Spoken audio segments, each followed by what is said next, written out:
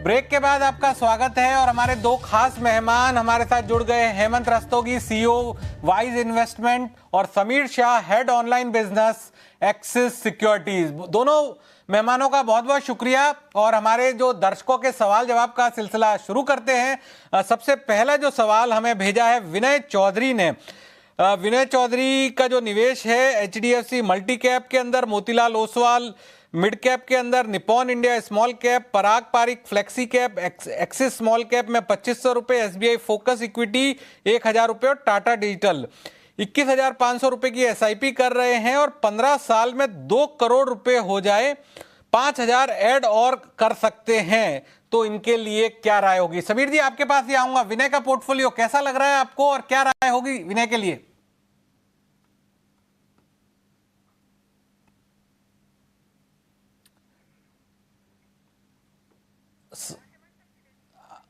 ठीक है, समीर जी तक हमारी बात नहीं पहुंच पा रही है। हेमंत रस्तोगी जी, आपने मेरा सवाल सुना होगा, क्या राय होगी विनय के लिए?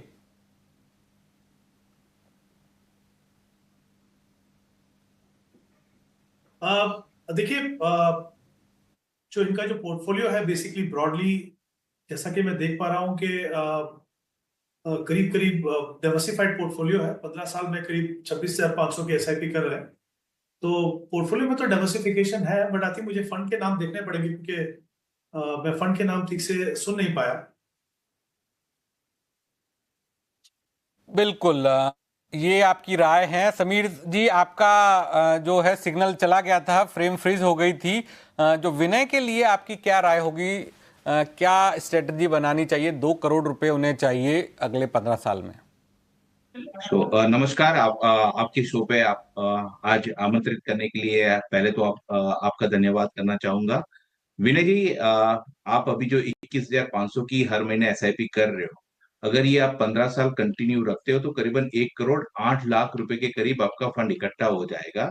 और आप जो एडिशनल आपने अभी 5,000 की और SIP करना चाहते हो, उसके साथ आप करीबन 1 करोड़ 32 लाख रुपए तक आप अपना फंड इकट्ठा कर पाएंगे।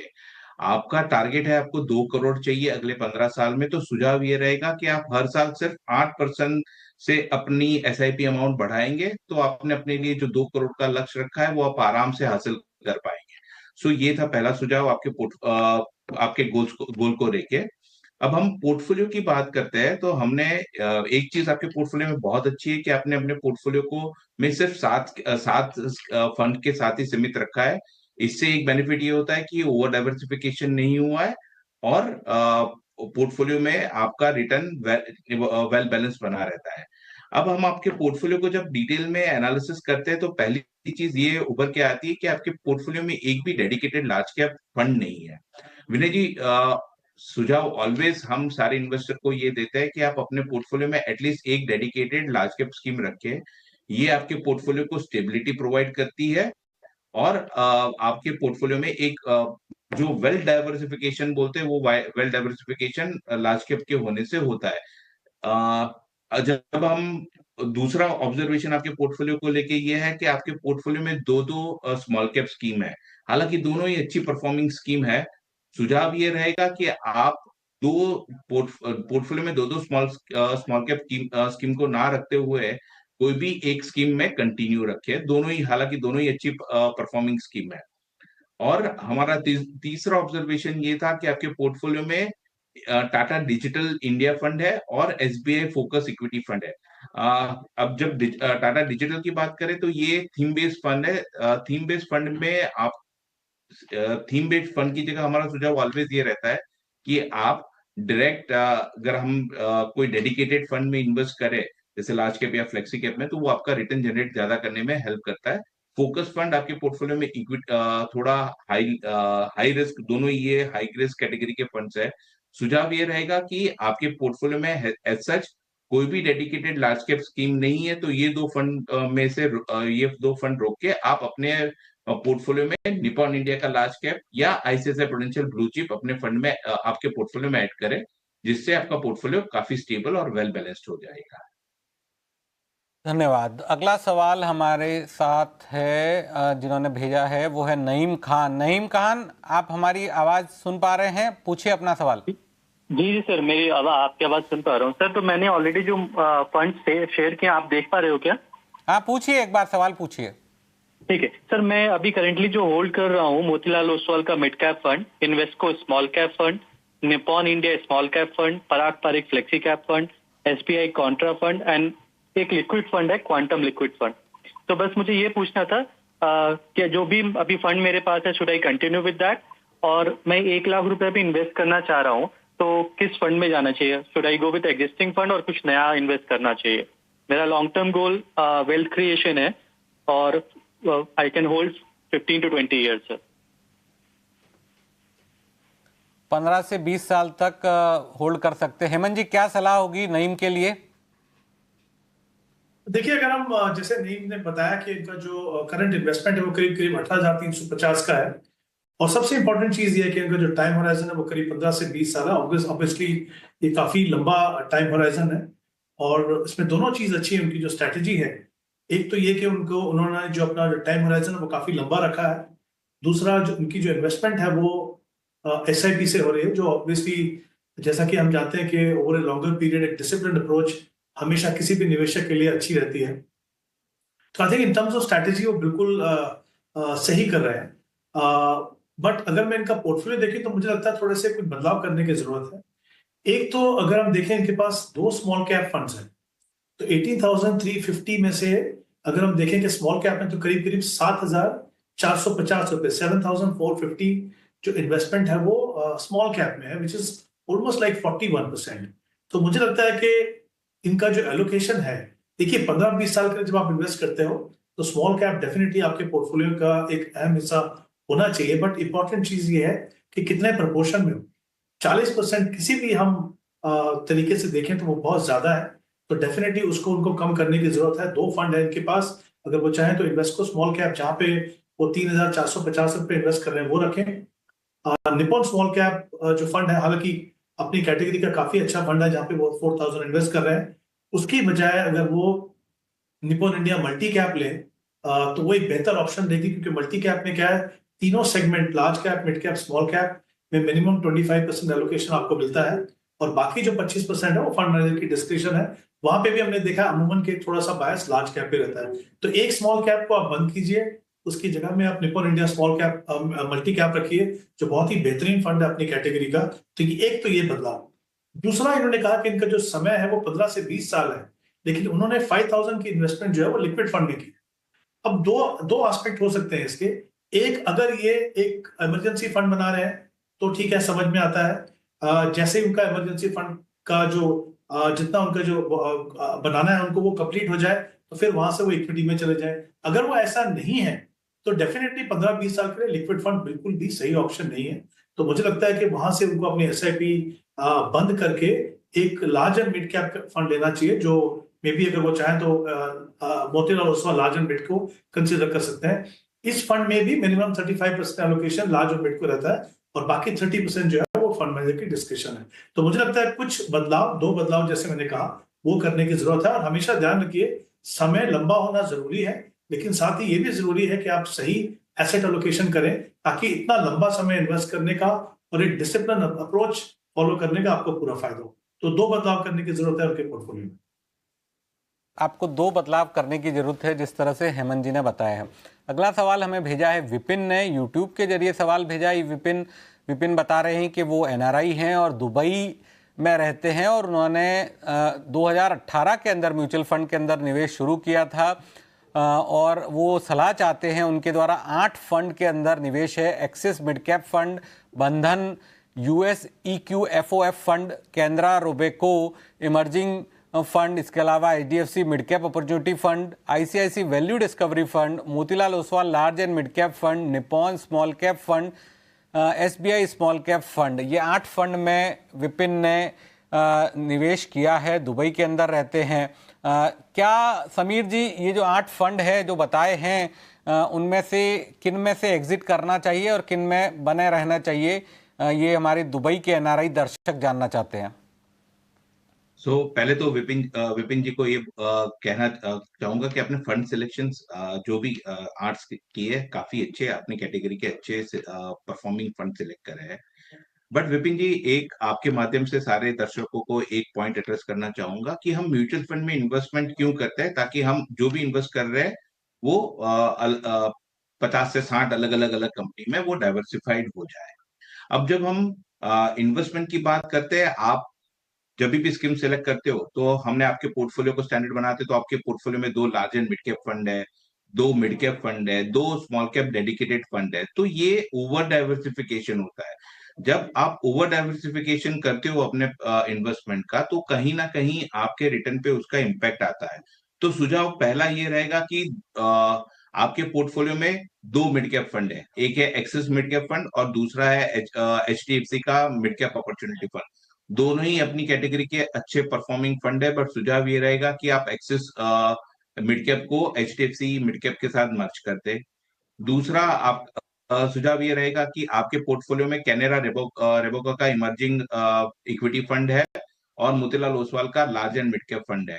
आपके पोर्टफोलियो में एक भी डेडिकेटेड लार्ज कैप फंड नहीं है, तो सुझाव ये रहेगा कि कैनेरा रेबोका का इमर्जिंग फंड के साथ को स्टॉप करके आप अपने पोर्टफोलियो में ICICI प्रूडेंशियल का ब्लू चिप या निपॉन इंडिया का लार्ज कैप फंड भी आप अपने पोर्टफोलियो में इसको स्टॉप करके उसके अंदर डाइवर्ट करना चाहिए। इससे आपको बेनिफिट ये हो जाएगा कि आपका पोर्टफोलियो में और स्टेबिलिटी आ जाएगी। तीसरा सुझाव ये आपके पोर्टफोलियो में ये है कि आपके पोर्टफोलियो में 2 स्मॉल कैप फंड है, निपॉन इंडिया का स्मॉल कैप फंड है और SBI का स्मॉल कैप फंड है। हालांकि दोनों ही बहुत अच्छी परफॉर्मिंग स्कीम है। ये आप दो में से कोई भी एक स्कीम रखे जिससे आपके पोर्टफोलियो को ओवर डाइवर्सिफिकेशन से आप बचा पाए और लॉन्ग टर्म में अच्छा रिटर्न जनरेट कर पाए। राय हैं विपिन के लिए। आगे बढ़ते हैं और अगला सवाल हमारे को भेजा है कृष्ण प्रताप सिंह। कृष्ण प्रताप, क्या आप हमारी आवाज सुन पा रहे हैं? हाँ जी सर। एक बार आपने हमारा सवाल भेजा है, लेकिन एक बार फिर हमारे दर्शकों के लिए आप सवाल पूछिए और हेमंत रस्तोगी जी उस आपकी जो क्वेरी है उसका जवाब देंगे। सर मेरे पास 5 म्यूचुअल फंड है।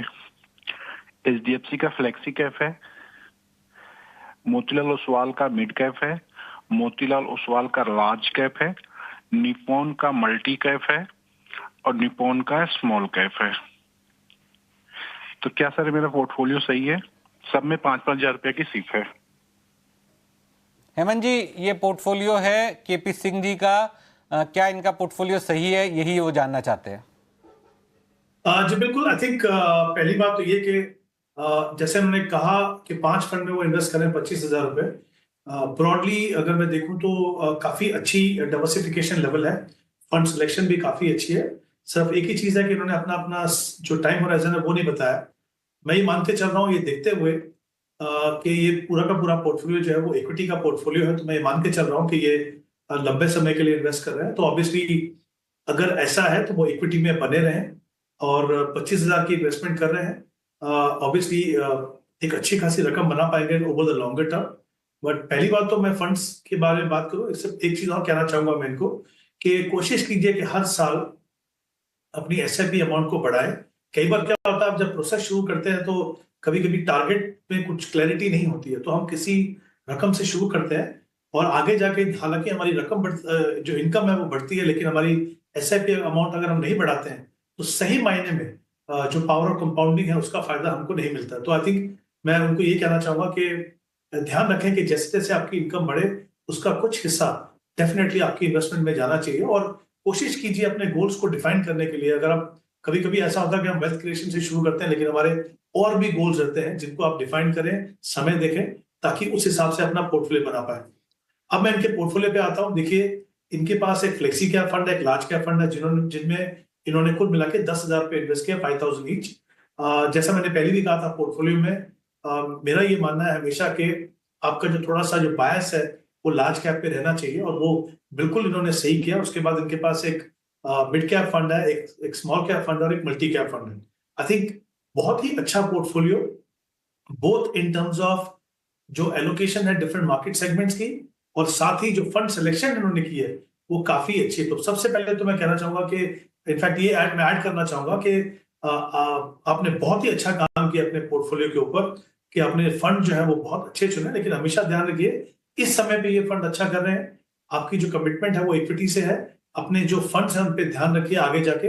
अगर कभी भी आपको लगे कि कुछ बदलाव की जरूरत है तो हमेशा तैयार रहिए, जल्दबाजी में नहीं, पूरा एनालिसिस करके। तो आई थिंक काफी अच्छा पोर्टफोलियो है। सिर्फ मेरी एक सलाह है आपको कि कोशिश कीजिए कि हर साल अपनी एसआईपी के अमाउंट को बढ़ाते रहें ताकि आप कहीं ज्यादा बड़ा कॉर्पस बनाओ।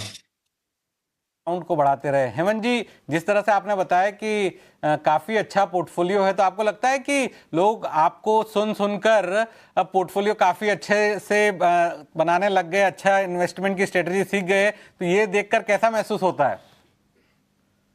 देखिए, अच्छा लगता है बिल्कुल। हमारी कोशिश तो ये रहती है कि हम अपना जो एक्सपीरियंस है उसको निवेशकों के साथ शेयर करें, उनके साथ शेयर करें कि किस तरह का पोर्टफोलियो बनाएं।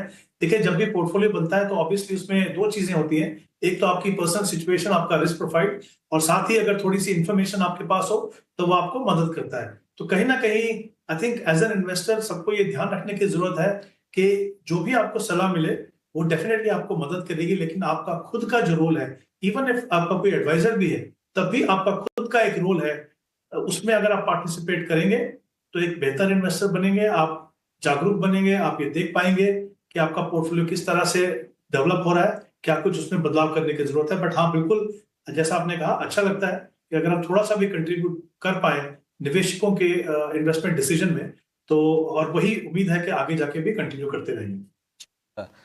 तो अब वक्त हो चला एक ब्रेक का। ब्रेक के बाद तुरंत हाजिर होते हैं और दर्शकों के सवाल लेंगे। तुरंत हाजिर होते हैं छोटे से ब्रेक के बाद।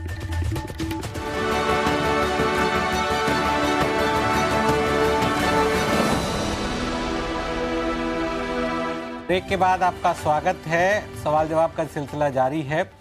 अगले कॉलर हमारे साथ है पंकज, जो कि यूट्यूब से जुड़े हैं। पंकज के द्वारा जो निवेश किया गया है Motilal Oswal mid cap fund के अंदर 4,000 रुपये की SIP, Motilal Oswal large cap and mid cap में 1,000 रुपये, निपॉन इंडिया स्मॉल कैप के अंदर 2,000 रुपये, आईसीआईसी इंफ्रा फंड के अंदर 1,500 रुपये, एचडीएफसी फ्लेक्सी कैप के अंदर 1,000 रुपये, महिंद्रा मनु लाइफ के अंदर 1,500 रुपये।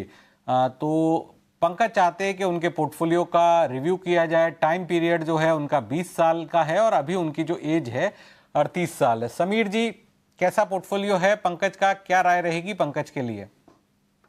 पंकज जी को पहले तो मैं बधाई देना चाहूंगा। आपने काफी डाइवर्सिफाइड पोर्टफोलियो बनाया है।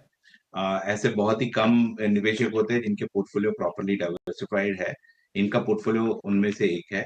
अब हम इनके पोर्टफोलियो की बात करते हैं। तो पहला, उन्होंने अपने पोर्टफोलियो में एक आईसीआईसीआई इंफ्रा सेक्टोरियल फंड अपने पोर्टफोलियो में रखा है। तो पंकज जी को हमारी ओर से सुझाव ये रहेगा कि अगर आप इंफ्रा स्पेस को क्लोजली ट्रैक करते हैं, आपके पास इंफ्रा सेक्टर को लेके काफी जानकारी है, उसके न्यूज को रेगुलरली फॉलो करते हैं, तभी आप ये सेक्टोरियल फंड में बने रहे।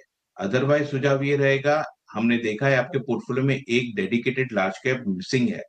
तो सुझाव ये रहेगा कि अगर आप पर्टिकुलरली इंफ्रा स्पेस को प्रॉपरली ट्रैक नहीं कर रहे हैं, वो सिचुएशन में आपको इंफ्रा स्पेस से वो आईसीआईसीआई प्रूडेंशियल इंफ्रा फंड को निपॉन इंडिया के लार्ज कैप फंड के साथ आप उसको रिप्लेस कर सकते हैं। इससे आपके पोर्टफोलियो में काफी स्टेबिलिटी आएगी और ये पोर्टफोलियो गिरते हुए मार्केट में आपको थोड़ा ब्रीदर देगा। दूसरा, आप अभी फिलहाल 11,000 रुपए की एसआईपी हर महीने कर रहे हैं। अगर आप ये 20 साल तक कंटिन्यू रखते हैं और एवरेज अगर 12% का रिटर्न जनरेट करता है आपका इन्वेस्टमेंट, तो करीबन आप 1,09,00,000 रुपए तक का पैसा इकट्ठा कर पाएंगे। स्ट्रेटजी होनी चाहिए पंकज के लिए। आगे बढ़ते हैं और अगला सवाल हमें भेजा है ईमेल के जरिए शमशेर जी ने, जम्मू कश्मीर से हैं शमशेर, और उनका जो पोर्टफोलियो है वो एसबीआई स्मॉल कैप फंड के अंदर 1,700 रुपये, Motilal Oswal large cap and mid cap fund में 1,000 रुपये, HDFC retirement saving equity fund में 1,000 रुपये, Motilal Oswal mid cap fund के अंदर 500 रुपये, ये तमाम में निवेश करा हुआ 20 साल के लिए उन्होंने निवेश किया है और जो लक्ष्य है वो 1 करोड़ का पोर्टफोलियो बनाना चाहते हैं। ओवरलैपिंग तो नहीं हो रही है फंड में, ये उनका सवाल है। और चेंज क्या करना चाहिए, ज़रूरत क्या है? 15% ईयर टॉपअप भी कर सकते हैं, 15% का ये टॉपअप यानी स्टेप अप भी कर सकते हैं। तो हेमंत जी, देखा आपने शमशेर जी का पोर्टफोलियो जम्मू कश्मीर से है, इनके लिए क्या सलाह होगी? जी, सबसे पहले तो मैं कहना चाहूंगा कि शमशेर जी ने जो शुरुआत की है वो बहुत ही अच्छी है। हालांकि वो जो भी इन्वेस्टमेंट है वो करीब 4200 की है, लेकिन इंपॉर्टेंट चीज ये है कि 20 साल का समय उन्होंने अपने आप को दिया है। SIP से वो इन्वेस्ट कर रहे हैं। और सबसे इंपॉर्टेंट चीज, जैसे मैंने पहले भी कहा था कि इंपॉर्टेंट है कि हम हर साल अपनी SIP के अमाउंट को बढ़ाते रहें, ताकि हमारे सेविंग इन्वेस्टमेंट दोनों प्रोसेस में एक डिसिप्लिन बना रहे। इनकी जो कमिटमेंट है 15% स्टेप अप करने की, वो उनको मदद करेगी बहुत बड़ा कॉर्पस बनाने में। हालांकि इनका जो टारगेट है वो करीब करीब 1 करोड़ है, बट मेरे हिसाब से अगर मैं सिर्फ 12% का रिटर्न भी मान के चलूं तो करीब 1 करोड़ 28 लाख का कॉर्पस बनेगा। ऑफकोर्स जैसा हम देख सकते हैं कि वो अपने टारगेट को पूरा करने में कामयाब होंगे। इंपॉर्टेंट चीज ये है कि इनको अपने प्रोसेस को अनइंटरप्टेडली, बिना किसी रुकावट के, इररिस्पेक्टिव ऑफ मार्केट कंडीशन, ये 20 साल तक कंटिन्यू करना है, क्योंकि 20 साल एक लंबा समय है और निवेशकों के लिए कई बार अलग अलग तरह के चैलेंज आते हैं। आपकी सक्सेस इसी बात पे डिपेंड करेगी कि आप उन चैलेंजेस को, और सबसे बड़ा चैलेंज है वॉलेटिलिटी, उससे बिना घबराए आप अपने डिसिप्लिन प्रोसेस को कंटिन्यू करें। अगर मैं इनके पोर्टफोलियो पे आऊं तो इनके पास 4 फंड्स हैं। मेरे हिसाब से वो फंड्स थोड़े कंसोलिडेट हो सकते हैं। तो जैसे एक मोतीलाल ओसवाल का लार्ज एंड मिड है, उसको आप कंटिन्यू कीजिए। HDFC का जो इनका जो रिटायरमेंट फंड है वो कंटिन्यू कीजिए।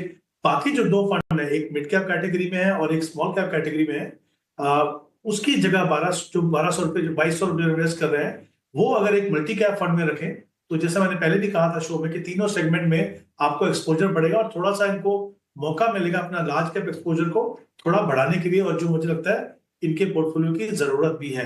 तो वहां पे अगर आप चाहें तो कोटक मल्टी कैप एक फंड रखिए, उन 2 फंड की जगह आपके पास जो मोतीलाल ओसवाल मिड कैप है और स्मॉल कैप है SBI का 1700, जहां पे आप इन्वेस्ट कर रहे हैं, तो उनको दोनों की जगह एक फंड को रखिए। तो कुल मिला के 3 फंड्स।